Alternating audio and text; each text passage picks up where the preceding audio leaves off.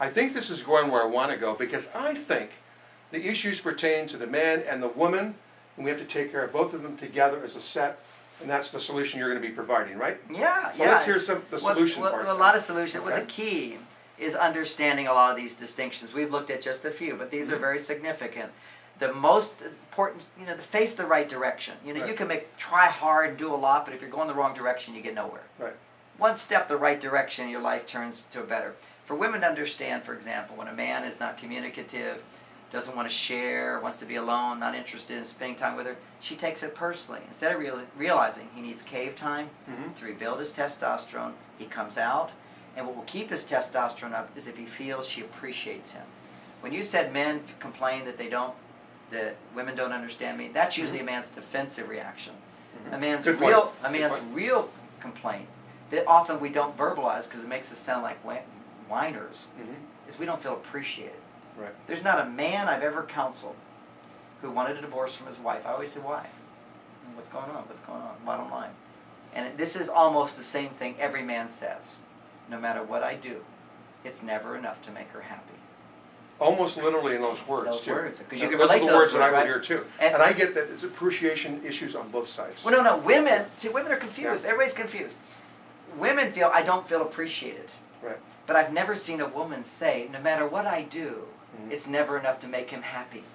Right. What women say, exactly. It's a reality. Yeah. What women are concerned about is not your happiness. They're concerned about their own happiness, and they're not bad for it. But so what they say all the time is, you don't appreciate me, you don't value me, you don't appreciate me. But the reality is, it's not about men appreciating women. Most husbands appreciate their wives. That's why they're with them. So can we approach the situation... What she wants is respect. Okay. Can we approach the situation without actually having to do the measurement part? We can just say that we have these kind of issues, men generally have these kind of issues, and then we can approach a solution without having to categorize it and measure it, and how much of this do I have a problem, how much of it's your problem. We can just presume that we each have a problem. Well, these are the basic issues that men and women have. Regardless, you don't have to tell me anything. That makes it easier to come up with a solution. Oh, absolutely. And you don't feel alone and whatever. Yeah, when a woman feels, I don't feel appreciated, I say, that's what you think is making you unhappy. But do an experiment.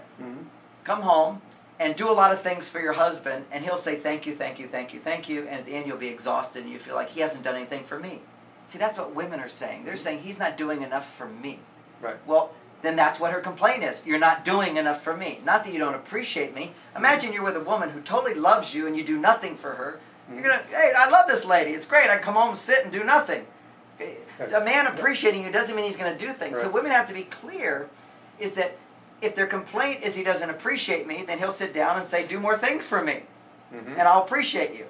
Appreciation is a response to action. That's not what women are missing. Women are acting all the time for men, and what they're missing is his reciprocal action. That's what women want. They want time and attention of him doing things for her. Now, the amazing thing here is it doesn't sound as difficult as it starts to sound. If you're a guy and you hear your wife's complaints, it sounds like you've got to do all these things to make her happy. It sounds a little overwhelming to hear. Yes, it is. It is. Even for me to hear 3 complaints after I just made a lot of money and worked very hard at my job, and now I come home and I'm getting criticism for not making the bed or not bringing the trash out. And this is like every day. It's the same thing over and over again. You just keep hearing those things. Torture, and you're over here going, well, I built this house, I paid for this, I did this, I did this, I worked hard, I made all these sacrifices. And men bring up that a lot, too. Yeah, the house, the car, the security, right? Yeah. And what the message they're saying is no matter what I do, it's not enough to make her happy. Right. And what women are saying, I do so much for him, and he doesn't do anything for me. See, she's saying he doesn't do this. Would it matter how much he did? No. She still have the same complaint, right? No, it's not. Okay. Well, here's the key. It does matter. What men have to understand, and women don't even have to understand this, but it helps if women understand it, is in my mind as a man, if I make a lot, if I'm a good provider like my dad, do all the things that provide, make security on the outside world, that should be the big thing. I mean, how many guys can make that much money and do that? Right. That should be enough. But on an emotional level, now this is the women's reality today. Okay. We're so stressed due to our fast pace of life, due to all the testosterone being produced by living in the world today. Urgency, emergency, and sacrifice is all about testosterone. It lowers her oxytocin. What raises oxytocin is, well, creating some safety and security. That's going to raise her oxytocin. So I go to work, that's like 1 point of oxytocin. I bring her a rose, that's a point.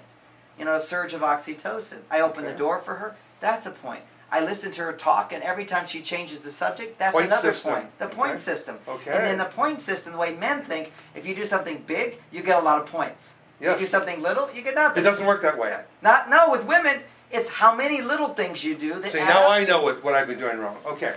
So the metaphor for this, you bring her 36 roses, you want a special occasion. Nothing wrong with doing that, but you're going to get about 1 or 2 points. That's it. She's happy, and next day he's gone. It sounds like you're saying we could just do a lot of little things. That's right. And make her happy. One rose 36 times, and you just earned 36 points. Oh, boy, did I save a lot of money today. So it's a lot. It's a lot about I change men's understanding of women. I realize because they're reasonable guys. They're going, look, I do all this for her. It's more than the other people can do for their wives. And if that's not enough, and she has complaints, nothing I can do can make her happy. And I say all that stuff is like 2 or 3 points of oxytocin.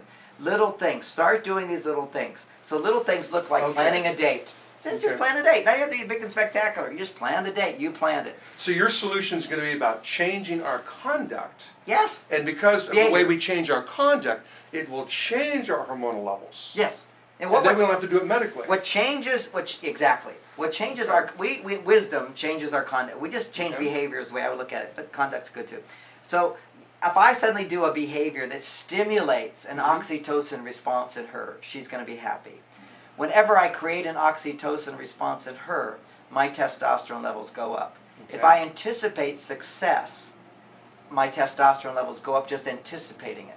If a woman anticipates being the center of attention of a man, even for an hour a week on a special date, anticipating that, her oxytocin levels are going up. He's getting credit all week long for this date. So if he does something right and she reacts to that, his testosterone goes up. There you go. Okay. If he does something, if he puts forth effort, anytime a man moves for a woman, if he doesn't get a response, he'll move less next time.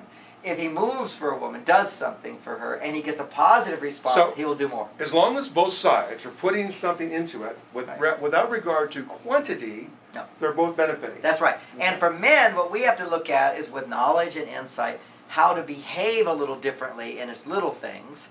And women have to realize that the little things they do for man do very little for him. The way men bond with women is not by what she does for you, but how she responds to what you do. Okay. So if I arrive home from work and she's happy to see me, boom, that just made that day worth it. Don't men, when they come home, still want some reward? Yes. That they just work all day, slaved all day, and put up with the boss all day? I did all that stuff. And if they just said, I understood you had a hard day, would that help? You don't have to say I understand. Yeah. You're just happy to see him. Oh, you're here. Hi. Okay. Now, we're putting a lot of responsibility on women today, too. It isn't just men. Well, see, really what I'm saying, whenever you teach women anything new, not all women, but some women, they become overwhelmed with, what? You want me to change? And the reason that's so hard for women, much easier for me to get men to change than women. Right. And only because men don't try to change. Well, men tend to be problem solvers. Yeah, that's true. And I just give them a new insight, they go, I'll try it. Let me see if this drill bit works. It's as simple as that. But for women, they've already been trying so many things. They're so exhausted trying things that don't work. And then here I come along and say, try this. And they go, I tried everything. You didn't try this. Okay, John. And I point out to them, they didn't try this. And what I'm saying, one point here. Sure. I'm not asking women to do more for men. I'm asking women to do less for men and do more for themselves. Sure. That's what I'm asking. I'm with you 100%. Actually, do less for him. See, if you do much less for a man, you'll never resent him. And if you don't resent him, you can feel your love for him. And when you feel love, men do more. But you have to learn some new things. You have to learn not to give him so much. And 2, you have to give him the opportunities to be successful in making you happy. And that implies knowing what you'd like and asking him to do it. Knowing what you like and asking him to do it. And if he doesn't want to do it, still make him successful by saying something So you're inferring that women don't do that, though? Oh, no, they don't do that. They even say, they think they do. Right. They might say to you, say you're the husband, and I say, oh, honey, would you like to go out to dinner tonight?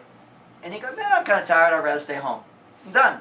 Right. She wanted to go out to dinner. Right. She thinks she's asking you, because in Venusian language, she's saying, I'd like to go out to dinner. Don't feel comfortable asking about it, so I'm asking you politely, would you like to go? And you're just being impartial, going, nah, I'd rather stay home.